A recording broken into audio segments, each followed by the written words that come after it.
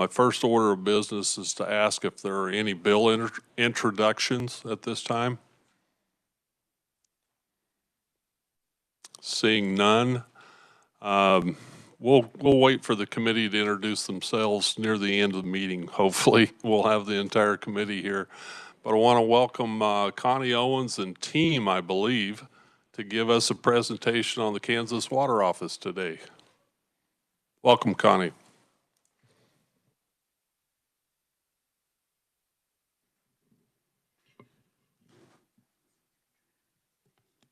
Thank you. Good morning. Sorry, just getting all set up here. Connie Owen, Director of the Kansas Water Office. I'm very happy to be back with my favorite committee, the House Water Committee. And it will be fun to have the rest of the members back when they're ready.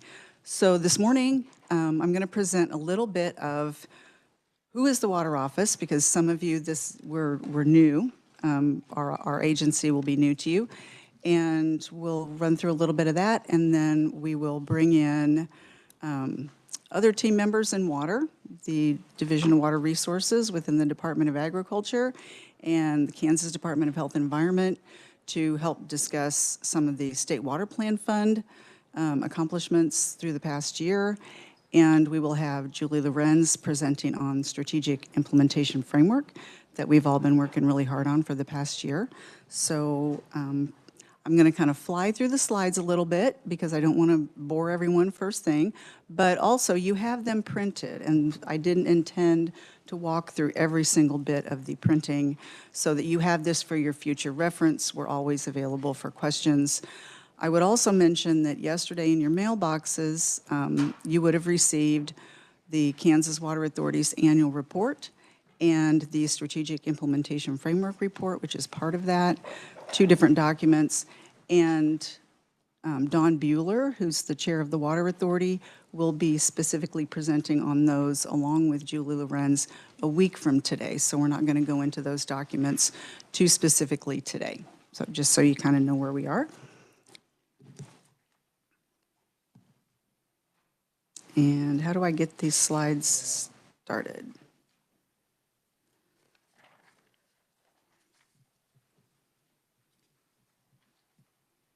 Okay. That is not my first one. Oh, I already Thank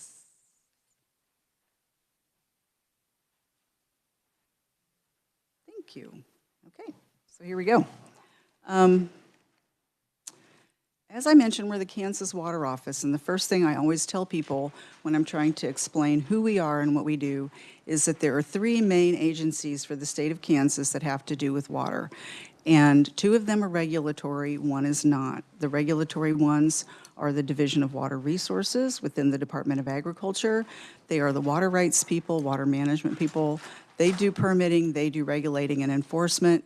The Kansas Department of Health and Environment are the water quality people, and they do permitting, enforcement, regulation of water quality. We do not do permitting, we do not do enforcement. We are the water policy and planning arm for the state of Kansas. And we also have an advisory board that I'll talk to you about a little bit that's part of our statutory framework called the Water Authority. The agency mission, you can read there for yourself. It's very comprehensive. It's basically to help provide policy, tools, and ability to address all of the state's water needs. Our flagship responsibility as the Water Office is the development of the Kansas Water Plan, which is to identify all the water needs in the state, both water supply and water quality, and make recommendations for how to address those needs. And my office is in charge of that. Water Authority, that advisory board, they give that their final approval. We updated that in August of 2022, so it's fairly recent. And now we are moving into our implementation stage of that plan. An agency overview for the Water Office. These are our 4 primary components.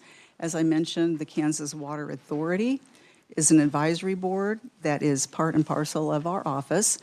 And I'll show you a map of those particular members in a minute. We do water planning, as I said, the Kansas Water Plan and implementation. and we are in charge of the drought response team for the state. We have our drought monitoring function. We also handle public water supply programming, which is a completely different function than the other planning. We have the contracts with the federal government for the storage space in federal reservoirs. In our state, 2/3 of our population relies on surface water from those reservoirs, so it's an incredibly important resource. It tends to be mostly in the eastern part of the state where there's surface water and precipitation to provide water for the reservoirs. And that is, as I said, an entire second component of our office in addition to policy and planning. I mentioned the Kansas Water Authority, and I mention that because they're very, very important. This is our advisory board, and the members of the advisory board, you can see on this map, this is where they live. And as you might read in your materials, it's kind of hard to see on the screen, what their names are and what they represent. Each one of them that's appointed by the governor, and 11 of the 13 are appointed by the governor. They have specific components of interest that they are to represent on this board, whether it's large municipal water suppliers, watershed districts, public at large, and so forth. There are also 2 members that are appointed by legislative leadership, one by the President of the Senate and one by Speaker of the House. The Water Authority is also composed of non-voting members, the ex officio members, which are basically the leadership team, brain trust, if you will, subject matter experts on all things water throughout the state. And you can see a list of them here. And so we bring in the subject matter experts are a part of this advisory board to bring information, advice, and discussion with the voting members. Again, I mentioned that we are the water planning agency. The 3 big issues that we have to deal with are groundwater declines, primarily in the western part of the state, the Ogallala Aquifer, the groundwater declines in that aquifer, reservoir sedimentation. And what that means is reservoirs that provide water, hold water. As rivers come into a reservoir, they drop sediment. It's just a natural process.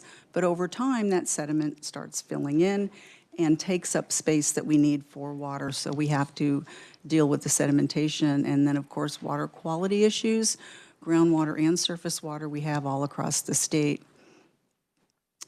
The development of the state water plan is with a grassroots effort through our regional advisory committees. That map that you see there are the 14 regional planning areas that we have in the state of Kansas.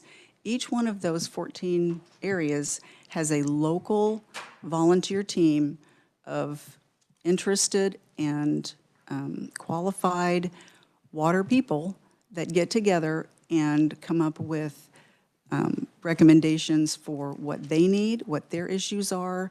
They provide their local voice and their input up through the chain, if you will, to the Water Authority and the Water Office and the Water Plan.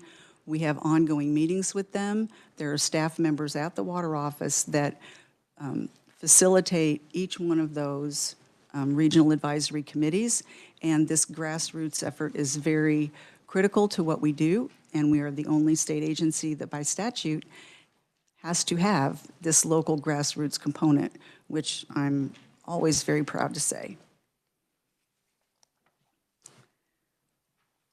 Some of the water planning support that we provide, we have our assessment and evaluation component, where we do research, we do data collection and analysis and water modeling. We provide technical assistance to water users. So the Rural Water Association is an entity in the state that we contract with to help mostly local and rural water providers, municipal and rural water districts, to audit their systems, make sure they're operating properly, help them. So we provide that technical assistance throughout the state. We have our stream gauging program that we do in cooperation with the U.S. Geological Survey, where we collect data, and that helps us to manage and maintain our reservoirs and make decisions, policy decisions, And that's also useful information for water management across the agencies.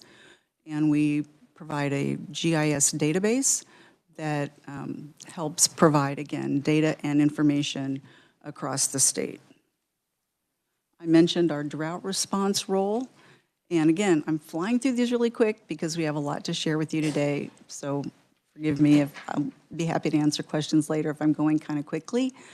But we are responsible for monitoring drought conditions in the state, and we are in contact with other state agencies, federal agencies, and scientists throughout the country who monitor the drought conditions, forecast conditions. When the need arises, then our office gets a hold of the governor's office and we convene what's known as the drought response team. And the drought response team will develop a drought map where, depending on the conditions, there are county by county designations of what level of drought that county is in, watch, warning, emergency. So the different level of designation frees up additional assistance. So that's what that is. That's what that drought response team is responsible for. Our public water supply program that I mentioned, this is kind of a nice at-a-glance map for where those reservoirs are. We have, as I said, contracts with the federal government for storage. The state actually has contracts with the federal government. The Water Office is the state entity signing those contracts, where we pay the federal government for storage in the federal reservoirs. In turn, our office then has contracts with local entities, municipalities, and some special districts, and some industries to use water from that storage. So it's sort of the supply chain, if you will, is the customers for the water pay the Water Office for the use of the water. We then pay the federal government for storage in the water, so storage in the reservoir. Happy to report, and thank you very much to legislators who have been here before, that our overall debt to the reservoirs has now been basically reduced to nothing. Some of the money is still in investment, and the debt has yet to be paid, but we understand that it's earning some money along the way. And I'm also very happy to report that from the federal side, our office lobbied with our congressional delegation in Kansas to request Congress to change the interest rate on those debts. So it had been compound interest, and they've just passed the latest WRDA bill, Water Resources Development Act bill, that changes compound interest to simple interest, which will save the state about $41 million. So very, very excited about that. So not only will we have the water paid for and secured, but we're saving a lot of money that we would have otherwise been responsible for. These are three of the mechanisms that are listed there through which we provide these contracts for federal, for water out of federal reservoirs. Some highlights about the Kansas Water Plan development. As I said, we updated it in August of 2022. Previously, some of you may have heard about the 50-year vision for water, and the relevant aspects of that were folded into this water plan, so now we have one controlling statutory document instead of the two that were out there before. And the 5 guiding principles of the water plan, and you'll see these repeated many times this session. So these are the keys, the priorities that we have in the water plan: conserving and extending the High Plains Aquifer, primarily the Ogallala, which is a part of that; securing, protecting, and restoring our Kansas reservoirs; improving state's water quality; reducing our vulnerability to extreme events, and that refers to drought, flood, climate change; and increasing our awareness of Kansas water resources, which is about education, public education, adult, school level, at all levels. This is a chart that was created by Victoria Asbury, who is now in my office, was with Kansas Legislative Research. Just as a glance, don't let this chaos throw you, but trying to identify the various functions of water management and decision-making in Kansas. The bubbles represent functions, and they represent who does them. So even though you see all kinds of different colors, some of those colors, there may be 2 or 3, for example, that are KDHE. There may be 2 or 3 colors that are the Department of Agriculture. So it's not, every color is a complete different agency, but it sort of represents at a glance that we have a lot of different entities that are working on water. Now we'll move into the money. So the State Water Plan was created in 1981. In 1989, it was decided that there needed to be a State Water Plan fund, that there should be a dedicated fund to help pay for the recommendations that are identified in the water plan. So what it does is it provides money for programs and projects, research, et cetera, that is identified in the water plan. As you can imagine, there's always way more to pay for than there is money to pay. So part of the water authority's job, and with advice from those regional advisory committees, is to say, where do we want to put our priorities, right? We have this amount of money, that much we got to do.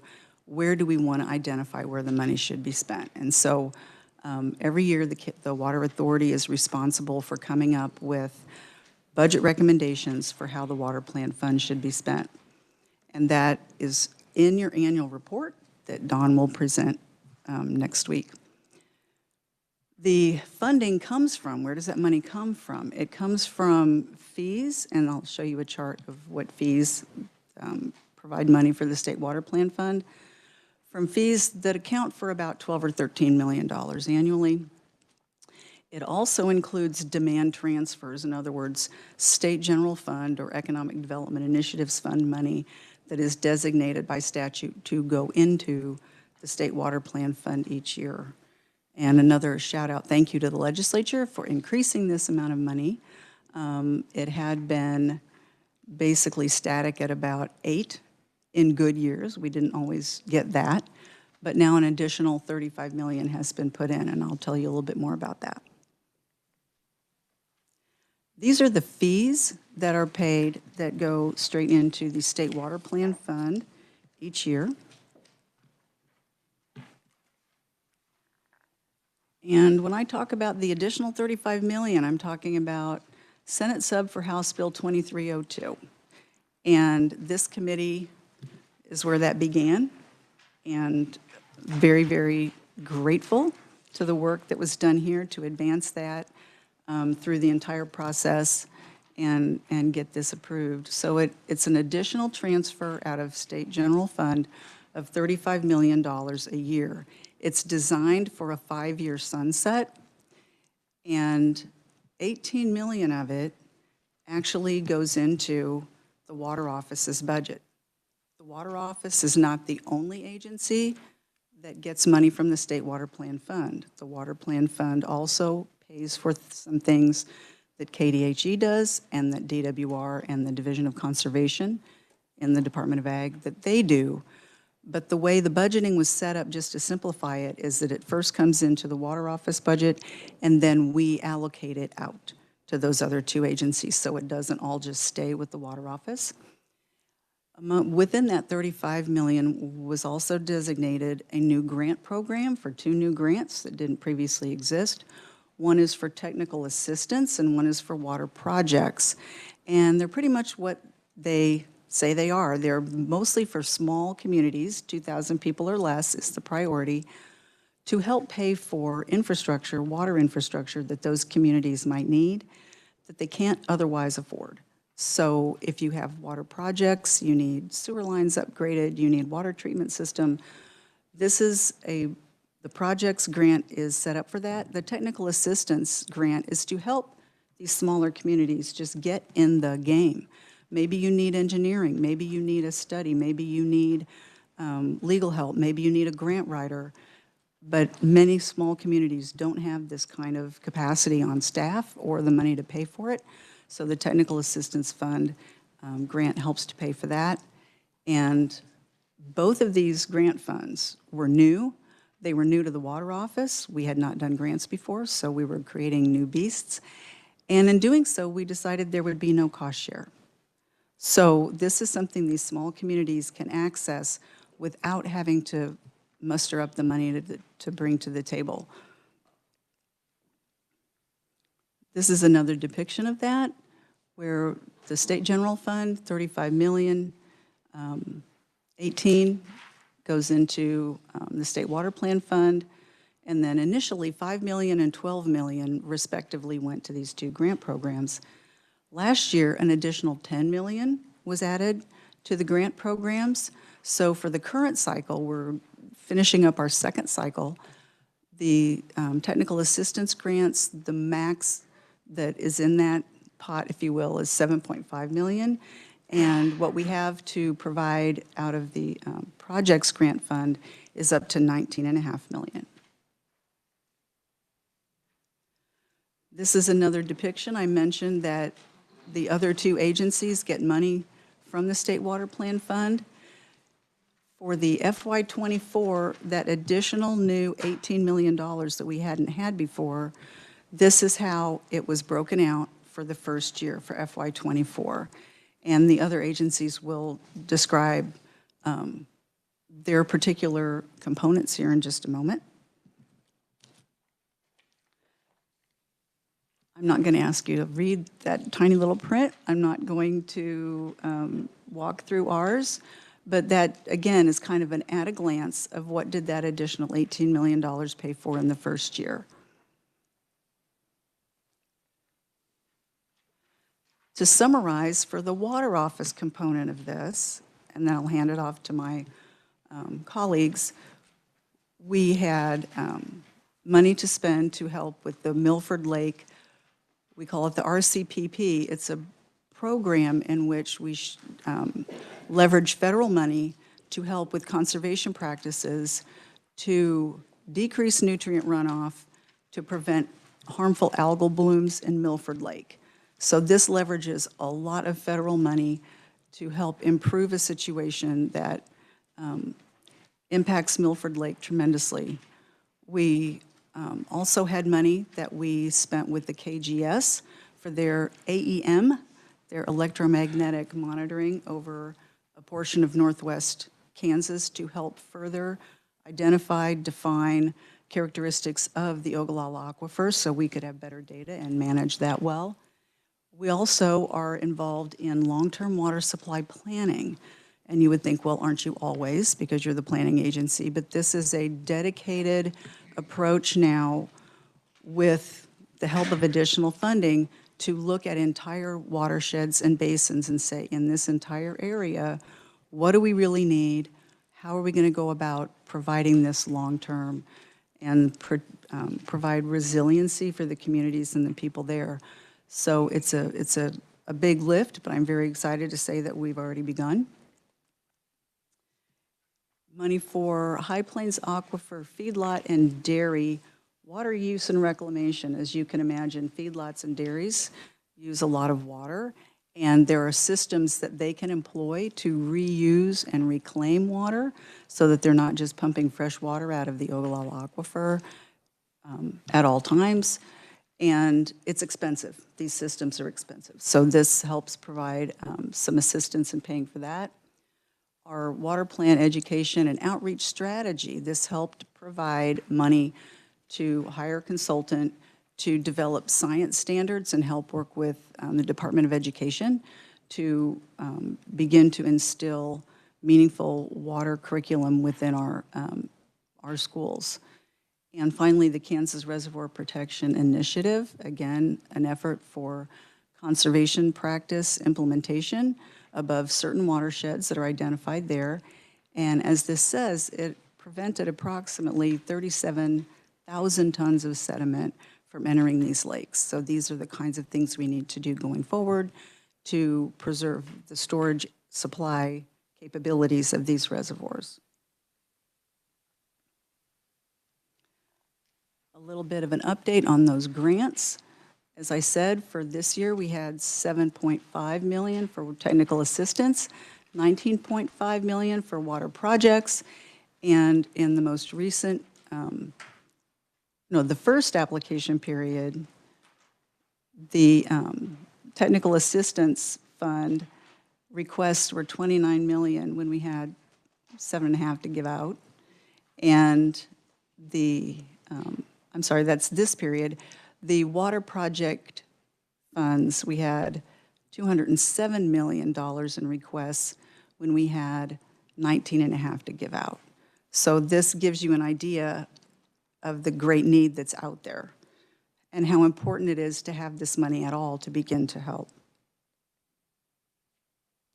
And at this time, I'm going to turn this over to Leo Henning from the Kansas Department of Health and Environment to address their component of the additional $18 million.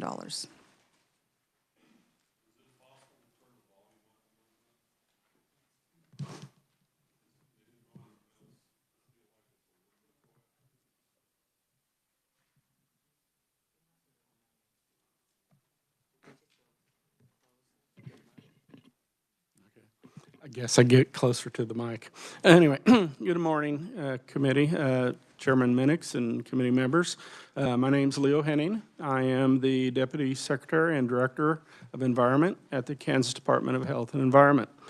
So I'm here to talk to you about how we spent our FY24 money, in which we received $5.8 million. Of that $5.8 million, we spent $3.2 million of it on our last grant round that we offered. That work went over to the Water Office with House Bill 2302, but we spent $3.2 million on small town infrastructure. That money went to Leon, Kansas, who was working on a drinking water facility upgrade. And then the other two recipients were in Riley County. Keats, the city of Keats, is going to put in a wastewater treatment lagoon, and the same with University Park in Riley County. They needed a lagoon also. So that's where that money went. We spent $1.5 million in contamination remediation, and that is money that we spend at orphan sites. Those are orphan sites or contaminated sites around the state that there's no longer a responsible party to clean them up. So this is how we use that money, is to clean those sites up. We also had a pilot project that we initiated with the city of Topeka and the city of Lawrence on the Kansas River to look at what type of trash is getting into the river and how we can prevent that into the future. And then there was a $1 million in our budget that we forwarded on to the Kansas Geological Survey to begin the groundwater quality monitoring network around the state. We have a great quantity network around the state, but we did not have a quality for groundwater. So KGS is taking on that effort. So for FY25, we received $4.2 million total. I don't have, if you try to add the numbers up, they don't all add up to $4.2 million. I'm just hitting the highlights. The first one is we did add another $500,000 to the contaminated remediation to address a state park contamination that we have. We entered $400,000 that went out to grants to county sanitarians to help local residents on their drinking water testing, and also to look at their septic tanks and help them repair those failing septic tanks. And again, we did send $1 million again to the Kansas Geological Survey to continue their efforts on the regional groundwater quality network. Just a couple other little highlights is we repurposed $1.5 million of money that we had to, we had put $1 million for the Burton chloride plume down near Wichita to address that long-term problem. And we also added another $500,000 to the contaminated remediation site to address those sites. Just as an FYI, we have about 140 orphan sites, contaminated sites in the state. So we are whittling it down, but it's going to take a while. We also have allocated $500,000 for an independent program review. And what we heard when we went around the state and listened to citizens, they want to make sure our programs are efficient and we're doing the right thing with the money. And so we've set $500,000 aside to have an outside person review the different programs and come back to it with a report that says, gives us ideas of maybe ways that we can improve our programs and delivery. So with that, I will turn it over to Earl with the Department of Ag. You know that.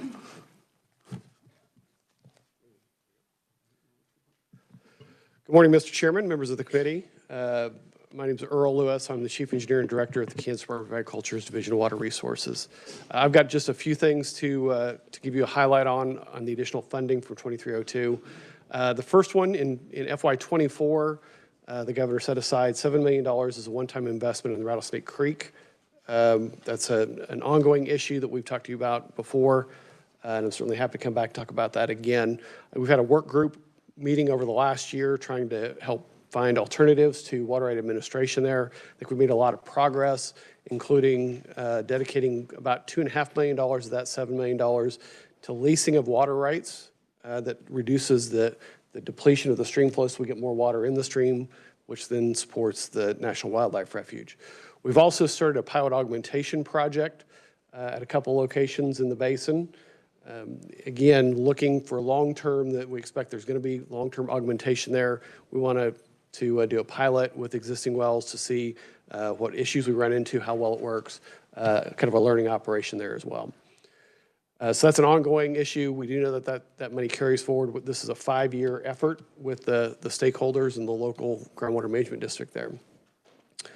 In 24 and 25, there was $3 million dedicated to dam construction and rehabilitation.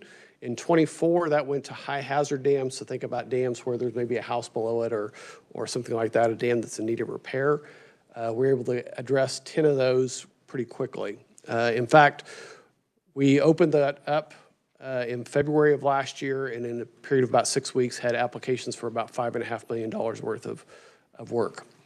And so we're able to deal with part of that in 25, address another 5 of those dams, plus some watershed district dams, about another 10 of those. So in total, we've got between 20 and 25 dams that we've been able to address with that additional $3 million in 24 and 25. From the Division of Conservation, we also have a couple $1 million that was set aside for irrigation technology. So we match with producers to improve irrigation system efficiency, hopefully to reduce the draw on the aquifer. And you may have heard, we, a little over a year ago, received a federal grant from USDA in the amount of $25 million, again, over a 5-year period. We're using that fund, Irrigation Technology Fund, to match that. That's part of our responsibility. Aid to conservation districts in each county. There's a conservation district that works with landowners to try and primarily, there's some state funds that go with that, but primarily work on NRCS funding, cost share programs, trying to get things on the ground. There was an additional $1 million that went towards that program. That brings it up to about $5 million as a state investment over the entire state. So about $50,000, give or take, per county. That needs to be matched by the county itself as well. So it's not just the state paying the whole cost, local county and local producers pay part of that cost as well. And then finally, the last thing I wanted to hit on, during last session, I think last session or 2 sessions ago, the legislature dedicated $500,000 of State Water Plan Fund to livestock facilities to try and improve their efficiency. I know Connie touched on that briefly as well. We set aside $500,000. Again, put out a request for proposals and had requests for about $11 million pretty quickly. And so obviously that's been dedicated, but in the current fiscal year, we've had some money that's carried forward through positions being open and some other contractual savings. We're going to dedicate about $500,000 of savings from this year to try and fill some of that gap on the livestock watering as well. So those are the things I wanted to highlight for now, and appreciate the opportunity, and obviously we'll answer questions whenever you're ready, but I think we've got more to come.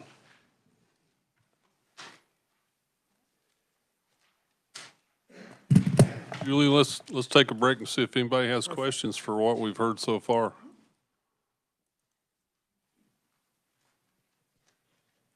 We'll get him put back together first, Sandy. Representative Blacks. Thank you. Thank you, Mr. Chair, and Earl, appreciate your presentation as well as all the other presenters. The Rattlesnake Creek Quivira National Wildlife Refuge impairment, that $2.5 million to lease the acre feet, what does that all involve? Number of wells or for? Yeah, so there's about 4,000 acre feet of water rights that are involved in that. And so we targeted the area, worked with the local water bank there, and targeted the area where the wells are most connected to the stream. And you know, we provided $200 per acre foot because we had some evaluation done that said that's kind of the break-even point. That's how much money they make, give or take a little bit, depending on the producer. But the local said that's not enough. They actually raised about $1.3 million themselves to add on to it to provide incentives for those folks. Again, we wanted to target those wells that were right there in that kind of hot zone. But there's about 4,000 acre feet of water rights that are involved. Thank you for that. Thank you, Mr. Chair. Representative Vaughn. Thank you, Mr. Chair. Earl, I have a follow-up question to that. So obviously the lease agreements are for 5 years, and then, you know, there's talk of the augmentation project.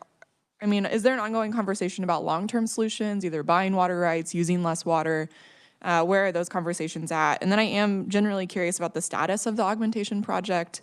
That's also something we've been talking about for a while. So where are they at on that? Thank you. Yeah, you bet. So you got 3 questions there, I think. So our discussions about long-term, one of the other things that pieces of news we got here a couple months ago was a $2 million grant from the Bureau of Reclamation to be split half and half, kind of between Prairie Dog Creek and Rattlesnake Creek for water right purchase. So there is some ongoing efforts for water right purchase. We continue to have discussions long-term about other ways to save water there. And as far as the long-term augmentation project or the bigger augmentation project, the Groundwater Management District and NRCS continue to work through an EIS. It's actually now at the national headquarters getting final review. We should hopefully have it out for public review and comment in February. Representative Stocksdale. Thank you, Mr. Chair. I was just wondering if there was any progress made on the silting problems at Tuttle Creek, or just kind of silting in general. Are we addressing that in any way new? Yes. So I think you're referring to our water injection dredging project, the pilot project that we have in partnership with the Corps of Engineers. And we have been working through the Corps of Engineers processes to get that going. We do finally have, or they have, a contractor signed up to provide, and we're currently scheduled to begin operations this spring. So we're hopeful that we will have our pilot project with 3 different times to try out the water injection dredging and see if that can be a successful method going forward. Thank you. Any other questions? Representative Vaughn. Thank you, Mr. Chair. I'm an equal opportunity question asker, so I also have one for Connie and Leo. Connie, just to follow up on that, I was also interested in your Kansas Reservoir Protection Initiative to prevent the sedimentation of the reservoirs. Is that a new program? And then I was curious, you know, is there an effort to get all of the landholders surrounding the upstream water to participate in those programs? What's kind of the strategy around that? And then what are the best practices they're using? Is it buffer strips? Is it no-till? I'm just kind of curious to know more about that. Well, the KRPI program that it predates my time at the office, but it is an ongoing program. And if I could, with the chair's permission, have Matt Unruh speak to more of the specifics of that program.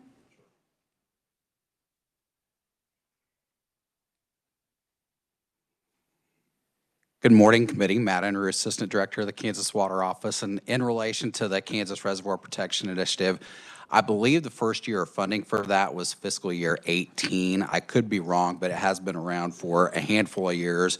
Started out in 4 priority reservoir watersheds. Now we have 7 watersheds that are eligible for KRPI purposes. And really the primary focus of those funds is financial assistance support for producers within prioritized areas of those watersheds to implement sediment reducing conservation practice implementation. So there's various practices that are eligible within those particular watersheds, but the primary activity that receives the large part of the support is really for soil health related efforts, particularly cover crop incentive payments. So there are basically coordinated efforts with Department of Health and Environment and their RAPS program to identify priority areas through their planning process to focus implementation efforts.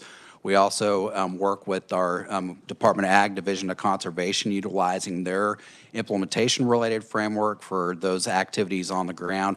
And then we also coordinate with regional advisory committees and conservation district managers, as well as RAPS program coordinators in those watersheds to facilitate those contacts with producers within those areas. So it's not that the entirety of those watersheds are eligible for funds. It's really the determination of those areas that are most susceptible to sedimentation that serve as the focus for that funding. That's great to know. Thank you. Representative Seiwert, do you have a question? Thank you, Mr. Chair. Got a question on the State Water Fund Plan fees and revenue.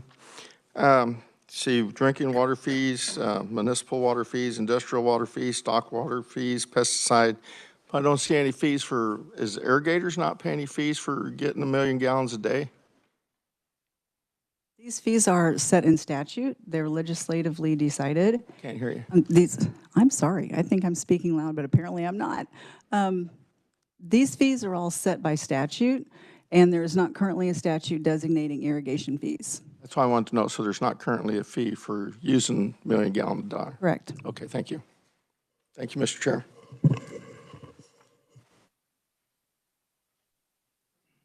Representative Vaughn. Thank you, Mr. Chair. Last question, I promise. Leo, I was wondering, I was really interested in the water quality, groundwater quality monitoring network that we passed last year, the funding for that. You talked a little bit about the update on that. I was just wondering, when will that data start to become available for us to be able to see? Well, excuse me. The first year that money went to Kansas Geological Survey, and that was really targeted to allow them to start buying the instruments so that they could start doing the analytical work on the groundwater samples that they collect. So I believe they have acquired all that instrumentation, and it is being hooked up as we're talking and getting ready to start being used. This last year, they have collected at least 150 private well samples to run for the different parameters that we're concerned about.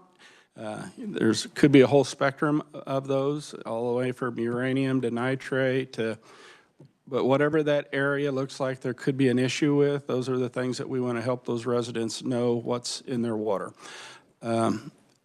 They are also looking at all the data that has already been collected by all the various agencies, and whether it's a GMD or a state agency, and trying to get that into a single database, and so that when someone goes to their website, all the data that is currently available to them is in one spot. So that's where we are. Brownie is here from KGS if you want a more detailed discussion of this, but that's generally where we are.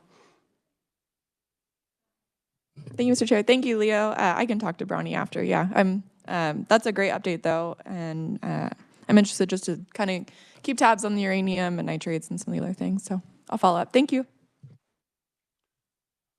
Thank you, Connie. That team approach gave us a very good idea of what's happened over the last, year and couple years. And now we see the interagency cooperation back and forth. Money that comes out of the water office goes to KDHE to help small municipals work on their water systems and how the interaction works back and forth. Now I believe Julie's going to give us a little briefing on what you're doing for future. Yes, if we could bring up the presentation again, please. And Chair, I'm going to follow your lead. I can talk as long or as short. I know you want to make sure that your members have a chance to introduce themselves, so if you just tell me what time you want me to wrap up, I'll hit my mark.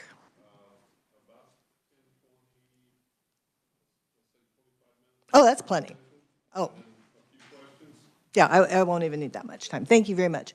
All right, so thank you. I'm Julie Lorenz. I've had the chance to work with some of you previously when I was the Secretary of Transportation, and now I'm glad to have the opportunity to get to know all of you on the Water Committee. And I've been working with the Kansas Water Office, Department of Ag, and KDHE as the project manager as we work on this implementation framework. And the thought here is we've got a great water plan. It's called the 2022 Kansas Water Plan. But a plan is only a plan until you start to operationalize it. And so it's been my honor to get to work with the agencies and go around the state and start figuring out how we go from this concept of forever water to how are we going to deliver 50 years of water to all Kansas residents, and how do we sort of like bite that off step by step and provide you all with not just where does the money go, but what does it accomplish, measure our progress, and refine programs as we go along. So that's what I'll talk a bit about today. Okay, and so on to the next slide. There we go, okay. Okay, so I want to start with sort of like painting this picture of being bold and practical. One of the most bold things a human can think about doing is going to the top of Mount Everest. And it is possible, but you have to plan for it. And you also have to build in some rest periods. So you start up the mountain, you have to take a break, acclimate yourself. You go a little further, take a break, acclimate yourself. It takes about 2 months to make that climb. That's the bold part. The practical part is in taking those moments to pause, to assess your progress, maybe retool your equipment so that then you can start at it again. So that is sort of, if you think about that analogy, as I'm going to talk about this implementation framework, that is a good way to hold it in your head. It's bold and practical at the same time. And while those sort of seem like opposite things, I think as proud Kansans, we can all say, yeah, we can do both at the same time. So I'll talk about this framework, bold in vision and practical because it's incremental and it's fiscally responsible. We are going to talk about a 2-year ramp-up period that leads us to a 10-year program. The report will be fully available on the Water Office's website. Lots of appendices that document all the conversations we've had around the state for the last 6 months. And in the appendices, you will see lots and lots of comments. More than 1,500 Kansans participated in this process over the course of about 6 months. All right. So as I said, about 1,500 Kansans have informed of this process. I've got to tell you there's great interest. It ranges from interest to concern to enthusiasm when it comes to conversations about water. We met with more than 50 key stakeholder groups, including the Water Authority, the RACs. We had these local consult meetings. We met with the GMDs, groundwater management districts. We met with stakeholders like Farm Bureau, Livestock Association, Sierra Club. We have met with the full gamut of stakeholders. What I'm pleased to tell you is, as you start to look at this plan, and I'll cover it in more detail next week, we have 43 clearly defined outcomes against which delivery should be measured for the next 2 years, and 8 specific recommendations on how to fully implement the vision of this water plan. All right, now, one thing we need to talk about are the problems as it relates to water in Kansas. And I'll start with saying this. Every Kansan has a water problem. They might not know it, but whether it's a groundwater problem, or 2/3 of Kansans get their drinking water and supply, both flood management as well as being able to hold water for drinking. 2/3 of Kansans rely on reservoirs. And as Connie talked about, they're silting up. And we have water quality problems all across the state. So every Kansan has a water problem. The solutions vary depending on where you live, and the price points to fix those water problems also vary depending on where you live. So as we went around the state and we talked to Kansans about the water problems and potential solutions, there were a couple moments I'd like to illuminate because I thought they were really powerful. So we were in Chanute at one of these local consult meetings, and we had people sort of weigh in on where they'd want to see the biggest investments placed. And in Chanute, at that location, folks talked about we need to work on water quality because there are water quality problems in southeast Kansas. But then we talked about all the problems across the state, and this one guy said, you know, I feel a little guilty or a little embarrassed. If I had known about these aquifer problems, I would have prioritized investing in our aquifers, because if we don't have water to clean, it doesn't matter how much cleaning we try to do if we don't have water. Later, when we did the second round, we were in Colby. A guy that's worked in ag his entire career came up to me and said, you know, about the last 10 years, we've been working on conservation measures in LEMAs, trying to protect our groundwater supply. And he said, and we started that about 10 years ago, and we're having success, and we started it for economic reasons. We got to make sure we got water so we can continue to produce. But had I known that we have this many reservoir problems, I might have thought about it differently. And so the reason I'm bringing those stories up today is to help you understand, to convey to you this interest in a statewide program. And you can't have a statewide program if everyone doesn't understand there are problems across the state. So coming at this like from a transportation perspective, everybody can understand people need highways to get where they're going, and they need to be safe. We're having similar, not the same, but similar kinds of conversations when it comes to water. Everybody needs access to clean water. It needs to be safe, and there needs to be enough of it. But not everybody in the state understood that there are problems across the state. So that has been a huge, I think, step forward. Now, this is a slide that talks about what Kansans want to have addressed. First and foremost, we got more than 100 communities that are at risk of running out of water in less than 25 years, both from declining aquifers, but also because we don't have enough storage in these reservoirs.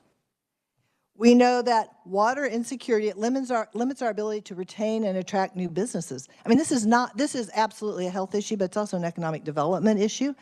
Most businesses want to know that they can locate in a place that's going to have about 40 years or more of water before they make a big investment. We don't necessarily have that across our state. So we got to think about the economic development piece, but also the ability to keep the businesses that we have that rely on water. Communities need more support for their infrastructure needs. So this is both whether it's cleaning out the reservoirs or leaky pipes.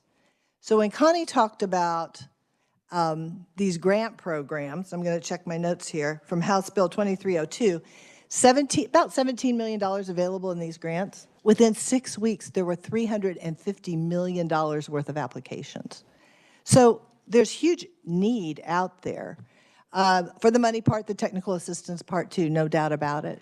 So that represents like huge needs.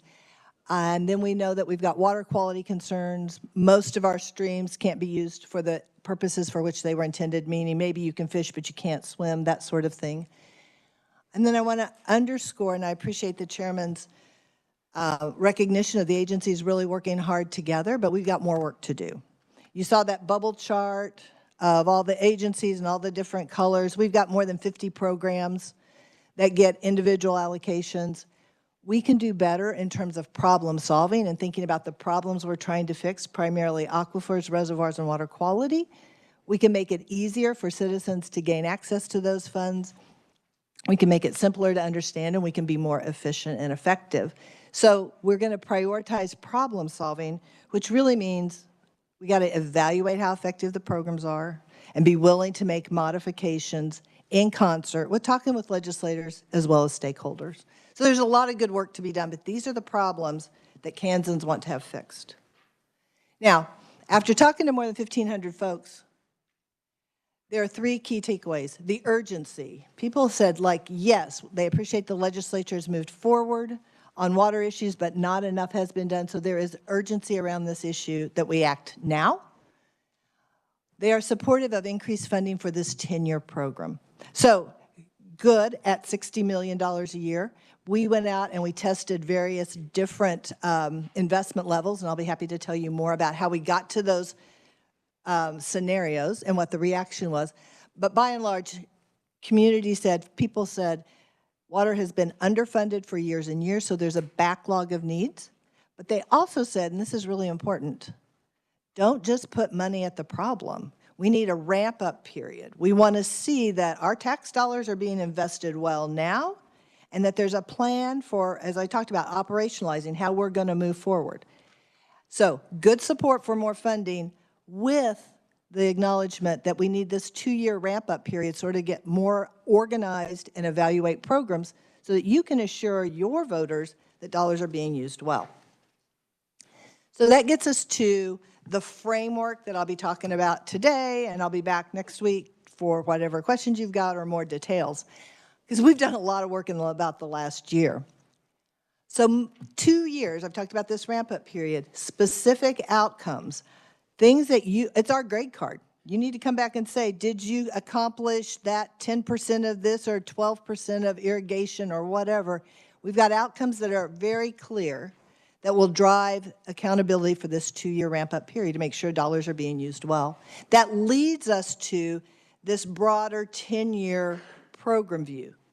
So it's not enough to just say year by year are we making progress. Are we making progress to that big 10-year goal of communities having 50-year water supply, right? So it's both bold in its long-term view and incremental in year-by-year analysis. And then these recommendations, these 8 specific recommendations that I want to talk to you about. Okay, so most important, I would say, is this first one. It's sort of the cornerstone around which all the other 7 attach themselves. So it's this idea, so when I came in to talk a bit about an implementation framework, and the concept was, well, Kansans deserve forever water. Everybody ought to have a water supply that's going to last forever. And I'm like, yeah, I agree, but I don't know how to do that. I don't know how to measure forever water. I don't know how you deliver that. So let's do more like 50 years. And this was through a lot of conversation. So it's this 50-year view that actually started with Governor Brown back in his task force that Connie talked about, that then has made its way through that planning process for multiple years. So this 50-year view of water, the promise is that every generation will secure a 50-year water supply, or you'll be in a town that has a plan to accomplish that. And 10 years from now, we'll step back and say, all right, how much progress have we made? What do we need to refine? And we'll put that 10 years out. So now in 2025, we're saying in 2075, we will have 50 years of water. In 2035, we'll move that out to 2085. So it becomes this rolling program so we can make sure we can accomplish that 50-year gift to subsequent generations. At the end of this, I'm going to roll around to a student named Joe. And the chairman's going to remember Joe from the water conference. But there's a tie-in here for not just what are we doing, because every generation inherits like the problems from the past and the gifts from the past. And we have a responsibility to take water on into future generations so that they have the opportunity to have the same economic benefits that we've had and the same opportunities. I think I'm going to skip all of these detailed recommendations and come back next week and walk you through those. But the linchpin of all of this is this 50-year view of water and making sure we can deliver 50 years for every generation. So as I talked a bit about this rolling program, this is what we do at the Kansas Department of Transportation.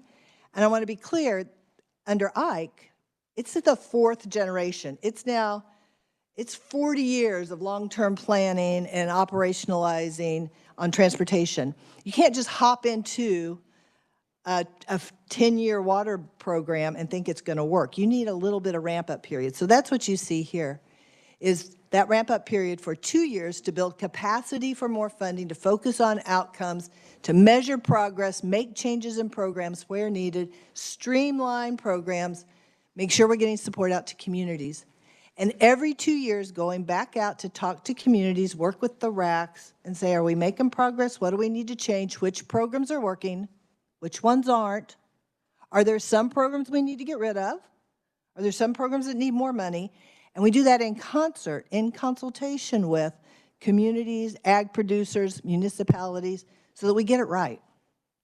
And you'll see there that 2075 water supply. That's the target for now. When we hit 2035, 10 years from now, we bump that out 10 years to 2085. So that's how this becomes this rolling program.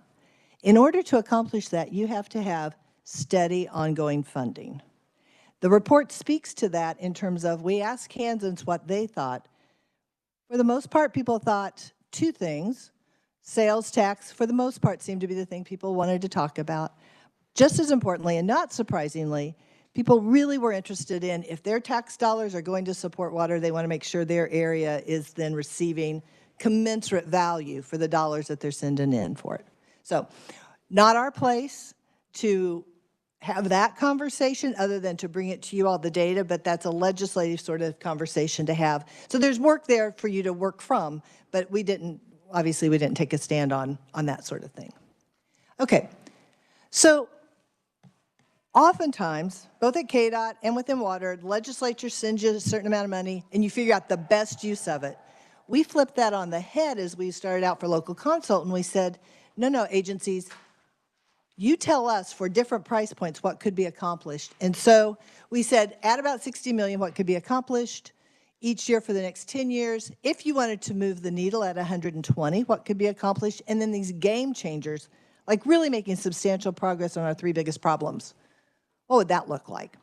We took that around in the first round of local consult and heard from communities. And they said, yeah, we like some of this move the needle stuff. We like some of this game changer stuff. We heard from folks. We came back, analyzed everything that we'd heard, and then we went back out in round two at about 140 million, slightly higher than move the needle, with what could be accomplished in 10 years at 140 million. So this is not an arbitrary number, but it is not super precise. We needed it for conversation purposes, but it is a way for you all to judge what you could accomplish with 140 million, and if you'd like to see more or less. I'm going to skip this part, but this is an example I'll bring back next week, how this process on one particular program, irrigation technology cost share, how it would work in terms of both how we would ramp up on this one particular program if funding was increased to 140 million or a similar amount. We would set metrics. We would say, did we meet our target of getting to 100 to 400 systems? We'd go out and talk to folks in fiscal year 28, report what had been accomplished, see if they want more or less specific measures within that program. And then by the end of the decade, and this is the part where this is the interaction between a 10-year view and an incremental yearly view, is by the end of that 10 years, have we had tech upgrades for 10,000 systems, it's 50% of the systems, audits on 15,000, that's 75% of systems, for a reduction in water use of 15% without an impact to profitability, right? So you set the marker out for 10 years and then you dial it back to what does that mean we need to accomplish year by year by year. So that's why it's bold and practical at the same time. All right, this I'll talk you through next week as well, but this is how the framework relates to the specific problems I've been talking about: declining water supply, infrastructure needs. I will connect the recommendations to those problems. I really want to underscore how much people appreciate and care about water across the state, and thank you all for the efforts that you've undertaken in the last couple years for support. Quite frankly, I think there's an expectation around the state that investment levels stay at that and perhaps increase. And people they want to understand, they want more transparency around the investments, what's being accomplished, and they're concerned about water supply and water quality. The agencies are starting on some of these improvements already, but they're going to need some additional funding for some expertise, for more capacity, and for investments and incentives to get this program off the ground. And so I want to wrap up with this. At the water conference, Chairman Minix pulled together, this panel was fantastic. So it's students from KU, K-State, and Fort Hays, and particular, the one that stuck in my mind is Joe, on the far right. And he comes from Fort Hays State. He's either in ROTC or the reserve, I can't remember, but he is serving that way as well. And he wants to go back, he's in ag, ag classes, ag econ, I think. He wants to go back home. He's a fourth or fifth, when he goes home, it'll be the fourth or fifth generation to work that ground. And this is the story that he tells, and it was really impactful to me. He's like, you know, I want water, not just for my operation, but for the kids that for my future kids, my kids I don't have, and the grandkids I don't have, but I want my kids that I don't have to be able to stay and farm if that's what they want to do. If we don't have water, they don't get to do that. So I want to make good decisions when it comes to conservation and the kinds of, crops I grow and water practices. He's like, I want to do the right thing. But also, and this is where like that and part is so hard, but I also have to make a living. Like I've got to be able to make money so that I can keep my farm. And he's like, so that is the yin, that's the push and the pull of this, is that I want to conserve, but I want to do the right thing, but I also got to make some money. And he's like, I really hope the state can figure out how to provide supports that are reasonable so that I can keep my operation for my family that I don't even have yet. And Chairman did a great job with this whole panel, but this generation, I actually came away really hopeful because it's a great bunch of kids and we got a bright future with them. I'd also say they are counting on us, all of us, to figure out how to protect those resources that we got so that we can have it for them and they can take it on to their kids. It was really a great panel, and thank you all. I'm happy to stand for questions or sit back down. I think at the time we're at, we will give you more detailed questions next week when you come in. Thank you. And I really appreciate you guys all coming today. This kind of gives us a ground framework to start from where we're at right now. I'd like for the committee to introduce themselves. I'll tell you, my name is Jim Minix. I farm in West Central Kansas. I've been involved in local government out there for many years, from the library board to economic development to county commissioner job. I've been here 4 years in the House, and it's my pleasure to work on the water committee here. I've really enjoyed it. I'm asking you as committee members, when you come in this door, leave the Republican, Democrat stuff outside, leave the rural and urban, everything. When we come in here, we're Kansans working on policy to improve the water situation here in the state of Kansas. That's my charge to you. I think that's important, and we've made some good progress over the last couple of years, all working together, and it does take some teamwork around here. And it's not just us. We get finished introducing the committee here. I want the people back in the audience to just tell me their name and the group that they're associated with. I want the committee members to see who is this strongly interested to give up their Tuesday morning to come over here in snow drifts and listen to us. But if you don't mind, Joe, would you start just a quick introduction, please?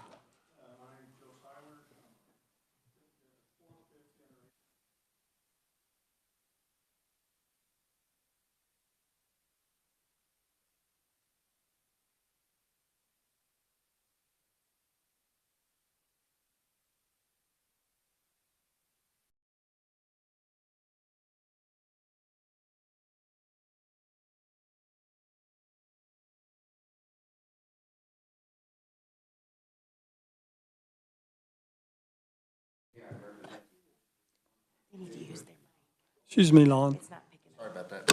I knew I'd forget that. Yeah, thank you for that reminder. I'm Lon Pishney, District 122, which is Finney and a few other counties around Garden City.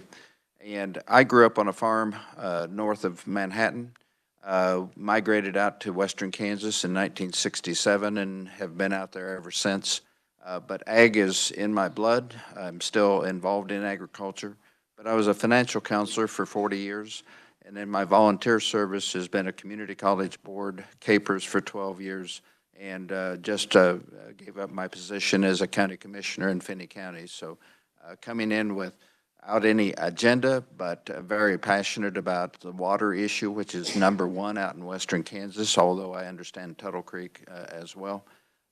But we do need to make it a priority, and local government is my other passion, and this ties right into that. Thank you, Mr. Chairman. I'm Dale Helwig from the 1st District, far southeast as you can get. Grew up on a family farm, still ranch with my kids and my wife and my dad for the moment. So agriculture is very important to me. It's kind of some other pertinent. I did work 10 years for K-State University as an extension agent, so been around a little bit, know a little bit about it, but look forward to working on this committee. So thank you, Mr. Chairman. I'm Linda Featherston. I represent the 16th District in Overland Park. This is my 3rd term in the legislature, my 2nd term on the Water Committee, and I'm the ranking member on the Agriculture Committee and a longtime volunteer for K-State Research and Extension. Good morning, I'm Sandy Pickard. I'm from District 88 in southeast Wichita. I grew up on a farm in Ottawa County, north of Salina, so I kind of have a little bit of an ag background. I'm a retired nurse. I have a master's in public health, and so water quality and quantity is really important. This is my 3rd year in the legislature, and so I've been on the Water Committee the first 2 years. I wanted to be on water. It affects everybody. It's really exciting. If you put your time and effort into this, you can learn a whole bunch about water and make some changes as a legislator, so I'm challenging everybody to do that. Thank you. My name is Doug Blex. I represent House District 12. I live in rural Montgomery County on a longtime family farm. Have the original deed signed by President Ulysses S. Grant in 1870, so been there a while. I wasn't born then, but I'm getting close. I'm a retired wildlife biologist with Kansas Wildlife and Parks. I worked for Nebraska for 5 years. And currently on that farm, I run about 100 head of cattle and still farm a little bit and very connected with the farm. I've wore a lot of hats. I've served as chair of the Montgomery County Conservation District for 9 years. Was also chair of the Old Verdigris Basin Advisory Committee, which I'm still on, the Regional Advisory Committee for a lot of years when we developed the original Blue Ribbon Task Force. So my heart and my passion's in water. And conservation is certainly in my blood, and I appreciate the opportunity to work with all the people that I've worked with out there, a lot of fellow professionals that I've worked with in the field for many years, and that's certainly an asset and a blessing to me to be able to go to you guys and get some good information. I appreciate all that you do and appreciate the chair for this committee. This is coming on my 9th year, and I would have to say, I've served on the Water Committee. The first 2 years, was off for a couple, 4 years, went back on. And this last session, this committee had probably better chemistry amongst the committee members as well as the chair that I probably ever served on. And it paid some tremendous dividends with House Bill 2302, and thank you for that. Hello, my name's Robin Essex. I represent House District 78. This is my 3rd year in the legislature, my 3rd year in water.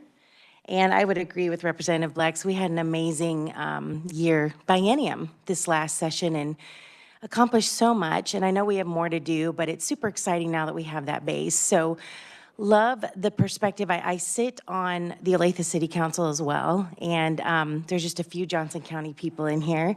But of course, the water problems are different based on where you live. In Johnson County, we focus a little more on quality, and I know quantity is a statewide issue.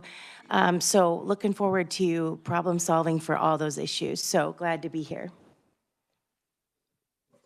Hello, I am Representative Gary White, 115th District. That's kind of around Dodge City, and I'm honored to be the vice chair. Thank you. Under a minute. Okay, can do. Hi, everybody. Thank you, Mr. Chair. I'm Lindsay Vaughn. I'm from Overland Park, Kansas. This is my third term and also my third term on the committee. This has been my favorite committee since the beginning. I have just loved all the opportunities to learn about this issue. It's something that touches all of us. And while there are many challenges around many challenges around the issue of water, I've also found that it's a hopeful problem where we're late to the game, but we're not too late. And we've been able to make impactful changes as a committee so far. And I think there are still things that we can do to ensure the availability of water for future generations of Kansans. So I really enjoy being able to work with everyone on the committee and really look forward to continuing that work. So thank you. Thank you, Mr. Chairman. Representative Adam Smith, I'm about as far as away from Representative Helwig as you can be. He's in southeast Kansas. I'm in extreme northwest Kansas. I represent the 6 counties up in northwest Kansas. This is my 9th year in the legislature. It seems like it was just yesterday when I joined, but I'm back on Water Committee. I spent the first couple years under Chairman Ron Highland, and happy to be back under Chairman Minix. He and I were county commissioners together and enjoyed some good times out there. But I'm happy to be back on water. Can't wait for all the damn jokes.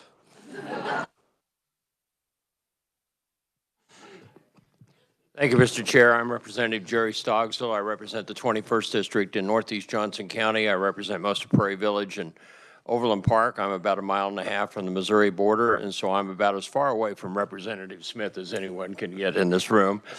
And obviously a very urban area, and I think we've done a great job on this committee recognizing that there's problems in the urban areas, agricultural areas, all of that. It affects all Kansans, and I think we've done a very good bipartisan job in addressing those issues. Politics should not be involved in this. This is critical for the future of Kansas, and I think we're doing a good job of addressing it, and I think the people that were talking up here today, I think they're a vital part of that, so thank you for being here as well. Thank you. I'm Representative Dwayne Droege, and I'm a retired veterinarian from Eureka, Kansas, which is District 13, and representing much of the Flint Hills. I grew up on a farm that was established in 1873, so I've been a lifetime Kansas resident, and this is my 3rd year in the House. It's my first time on this committee, and I hope to participate in the future of water, whatever it might be in Kansas, so that we have a good supply that's healthy. Thank you. Good morning. I'm Angela Martinez, representing District 103, Wichita. This is my 2nd term and my first opportunity to work on the Water Committee. I'm honored with the opportunity to be on this committee because I know water is a vital issue, and I look forward to helping to make some good, impactful decisions. Hello, good morning. My name is Alexis Simmons. This is my first term. I know many of you from my time working in the leader's office, so I'm familiar with the reputation of this committee. To your point, Mr. Chair, it's got a wonderful reputation for working well together, and I really look forward to participating in that. I represent Topeka, just right south Kansas Avenue is my district, and we've got Lake Shawnee there, which is wonderful. In my off time, I'm also a professor of government at Washburn, so I love the idea of the different levels working together, and I look forward to learning more about that. I'm Representative Brett Fairchild. This is my 3rd term in the legislature. I've been in the Water Committee since I've been here. I represent the 113th District in Central Kansas with 5 counties, and from St. John and the Rattlesnake Creek and the Clovera issue is a big issue where I'm from. And it affects us too because my dad and I are gonna be participating in the water leasing program because we have a circle that's basically right by the Rattlesnake Creek, about a half mile away from it, and so we're heavily involved in all of that. I'm Fred Gardner from, I represent District 9, which is in east central Kansas. We live in Garnett. This is my second term in the House. I'm a retired veterinarian, or mostly retired veterinarian. I grew up in production agriculture. I grew up on the farm that my great-grandfather started in 1882. So water is important, and I'm glad to be here and participate in this. Heather.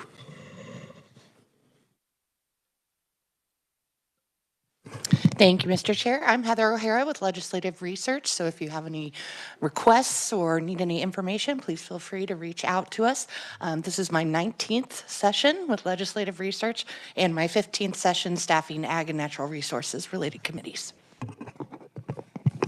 Julia. Hello, Julia Kofoid. I am a legislative fellow with Legislative Research. It will be my first session, so I'm working with Heather. If you have any questions, again, feel free to reach out to us.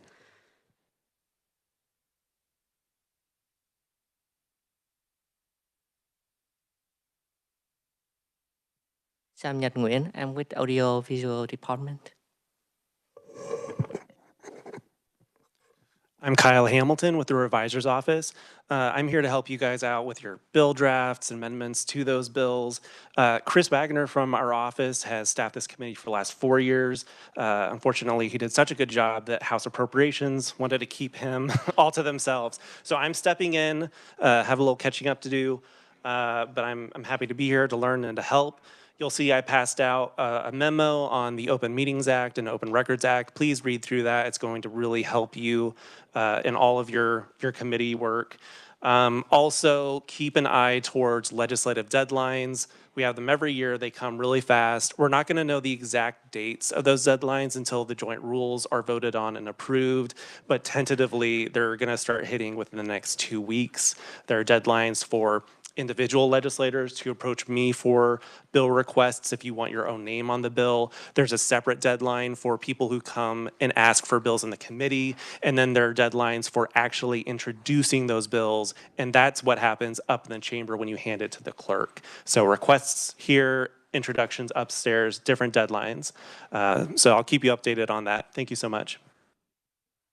Tony doesn't have a mic, so I'll introduce him. Mike. Oh, wait, Tony. And we're stationed down in 149 South. If you have any questions, come in at any time. I can answer some of them. Tony can give you the answers to the tough questions. Next Thursday, instead of meeting in the old Supreme Court room, we're going to meet in 112 North, I believe. It's a joint meeting with utilities to discuss the Greenbelt Express electric transmission lines. I know it doesn't pertain directly to water, but enough to the economic development here in the state of Kansas that I think it's important. And we're going to get an update on the most recent activities there. It's going to be beneficial, I think, to you as legislators anyway, to understand what's going on there. It has implications on eminent domain and lots of other things going on here in the state. Next Tuesday, we will have Sean Bueller and Julie back to talk about the Kansas Water Authority. And I know we got a lot of information this morning and ran through things very quickly. I also want to introduce Maddie. You stand up and introduce yourself. We don't need microphones back there.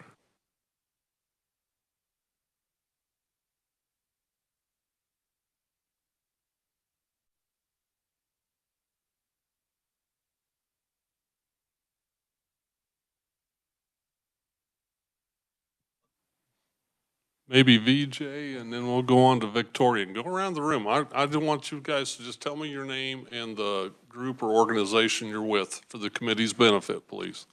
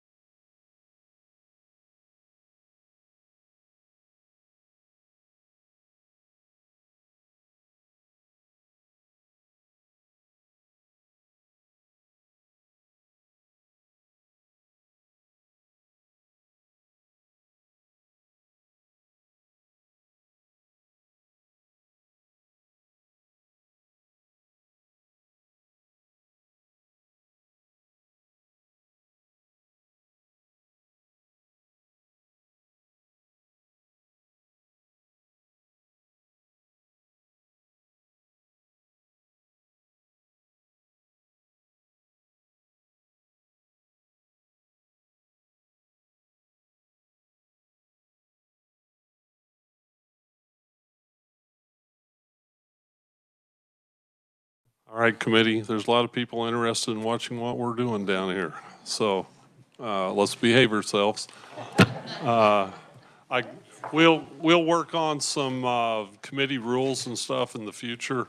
We're still trying to talk within the committee chairman's group so that we have standardized committee rules across all committees. It'll make it easier for all the members. I want to tell you, part of my policy here, I want to give everybody an opportunity to talk. And I know we have occasionally some members that have multiple questions. And it's not that I'm picking on her, but I'm asking for, is that okay?